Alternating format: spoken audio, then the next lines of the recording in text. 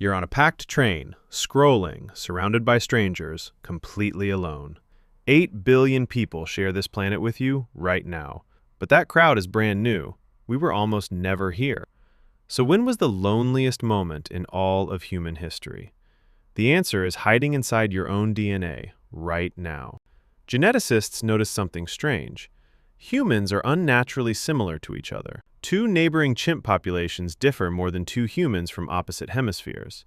That sameness means something squeezed our entire ancestry down to almost nothing. A wide population pinched into a thread, then swelling outward again. Scientists started hunting for when that squeeze happened and what caused it.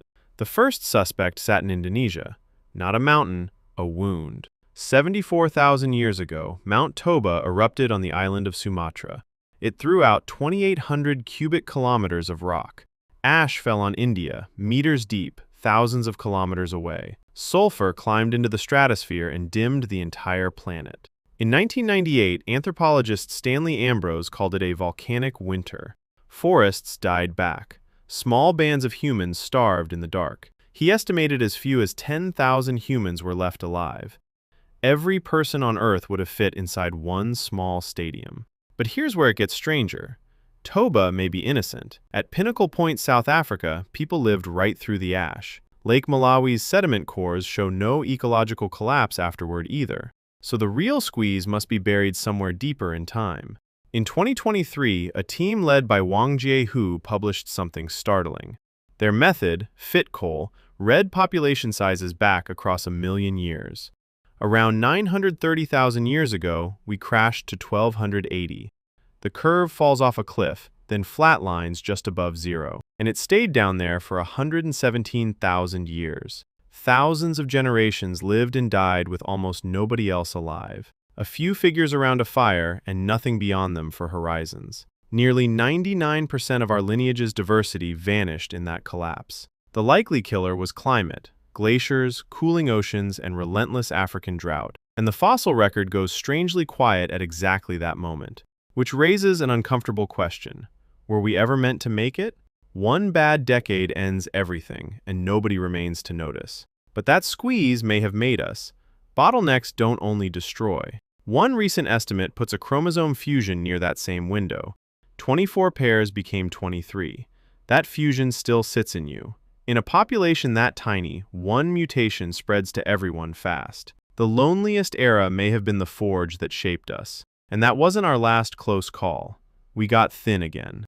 Roughly 70,000 years ago, a small band walked out of Africa. Everyone outside Africa today descends from those few thousand travelers. A thin line of people along a coastline, carrying every future. They met Neanderthals, and that meeting still sits in your genome. Neanderthals ran thinner still and vanished around 40,000 years ago. Denisovans left a finger bone, a jaw, and a whisper inside us.